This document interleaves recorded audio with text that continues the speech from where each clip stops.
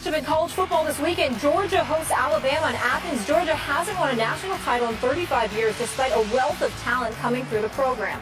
USA Today Sports profiled Georgia's program earlier this week in the perception that they hold themselves to a higher standard than the programs they annually face on the field, making it harder to compete with other powerhouse programs. Richard Tucker, a member of Georgia's Board of Regents and a prominent supporter of the Bulldog program, had this to say.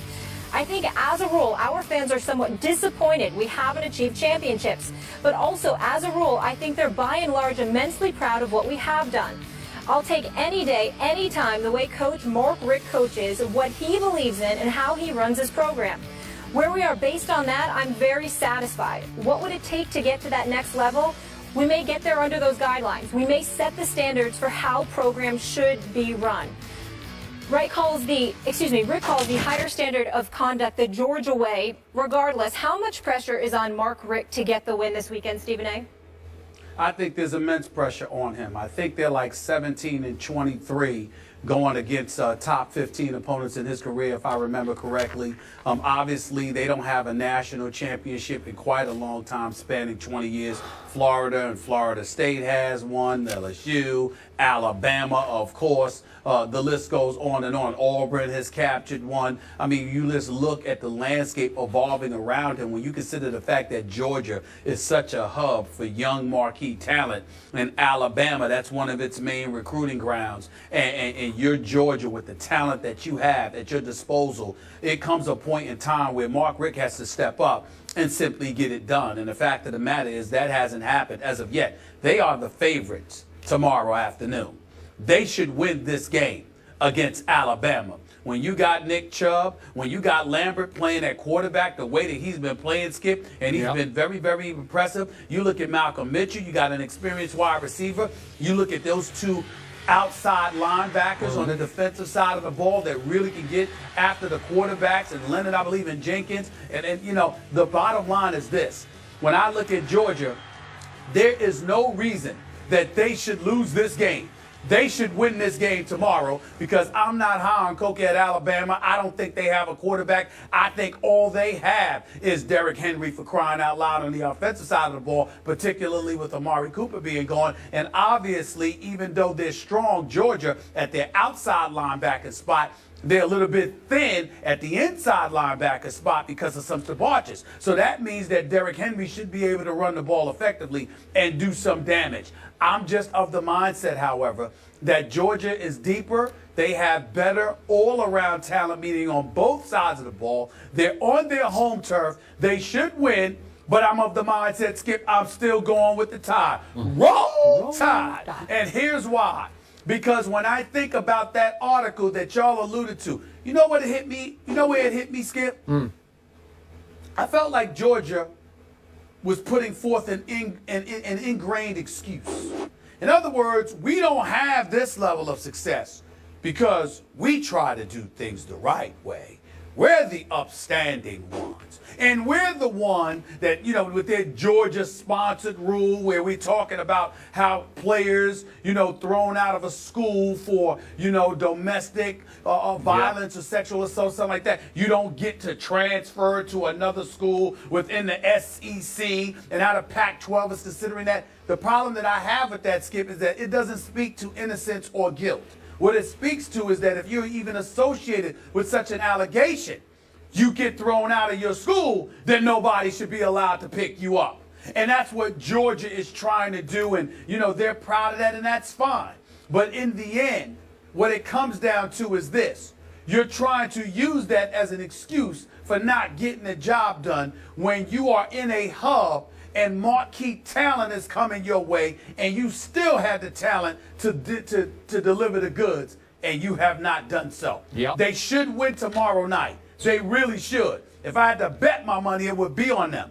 But something tells me Alabama is going to win this game, because Georgia, led by Mark Richt, who seems to be a very nice man, by the way, simply finds a way to get in their own way. They find a way not to win big games. I agree. Last night, I tried to make a case for Georgia. I actually went to sleep last night thinking I'm going to pick Georgia, and I'm with you. it boils down to Nick Saban versus Mark Richt. I think I got to go with Nick Saban in this kind of a game of this magnitude. I was shocked this morning to realize Mark Richt is in his 15th season at Georgia. 15 years. And he has averaged 3.4 losses per those 14 years he's been there. Really? That's incomprehensible to me that a school that is that kind of a pipeline of talent to the NFL, Yep. right now they're tied for 4th of most NFL players, would allow that man to last that long. And he's a really good man. Good man with good, strong character and really foundation. nice man. I get all that. And they did have a Nick Marshall. They dismissed him, and he went to Auburn, had a good career, obviously. Zach Mettenberger, they dismissed. He went to LSU. That Jonathan Taylor, they dismissed, and for a brief while, he was at Alabama. We get that. But in the end, it's about wins and losses. And the best, he had one loss year. All the way back in 2002, they wound up finishing 3rd in the nation that year. Then they finished 2nd in the nation in 2007, having lost to South Carolina and at Tennessee during that regular season. So this is a big deal for Mark Richt. I could see where he would really be on the hot seat if they lose this game. If they win it, then they would have a shot to go ahead and win out. Then they would probably, I'm just guessing, have to play Ole Miss in the SEC championship game, and then we would see what would happen. But I still like Alabama. I thought Nick Saban made the mistake at Ole Miss. Remember what he did? He started Cooper Bateman, the backup, over Jake Coker. What are you doing, Nick? This is the best defense you're going to face all year, and you're throwing some kid cold in there? Why would you do that? I couldn't. That was mind-blowing to me. I think Jake Coker is a pretty good college quarterback, and I think he'll be pretty good against Grayson Lambert tomorrow. And I think that Alabama defense will just shut down Chubb. And it's like a meat and potatoes sort of offense that is made to order for Alabama to have for lunch and dinner, actually. So, well, listen, you got Leonard Floyd, you got this kid Jenkins. They can make some noise. Skip, Georgia's got some dude, Dominique Sanders, who seems to be a playmaker. He's got 2 interceptions. You know, he's got 2 interceptions already in return, both, combined for 121 yards. He seems to be a difference maker on the defensive side of the ball. We'll see what Georgia is capable of doing. But in the end, I think it comes down to Derrick Henry's ability to run the football on Georgia in the inside, okay? Yeah. Because you know those outside linebackers will get to Coker or Bateman. You just got to believe that will happen. Whether it's Leonard Floyd or Janoris Jenkins, you got to believe that one, or Jordan Jenkins, you got to believe that one of them are going to get to him. But on the inside, running between those tackles, I think Derrick Henry could do that. If he can run by, and I don't think Nick Chubb, as great as he is going to be able to do that against Alabama's defense. Nope. I don't see that happening. So, again, to me, if you're going to beat Alabama, you've got to beat it with Lambert throwing the football, all right? And you've got to neutralize their running game in the process. The combination of those two things happening to Nick Saban in a game like this, I can't bet my money on it. I just can't do it.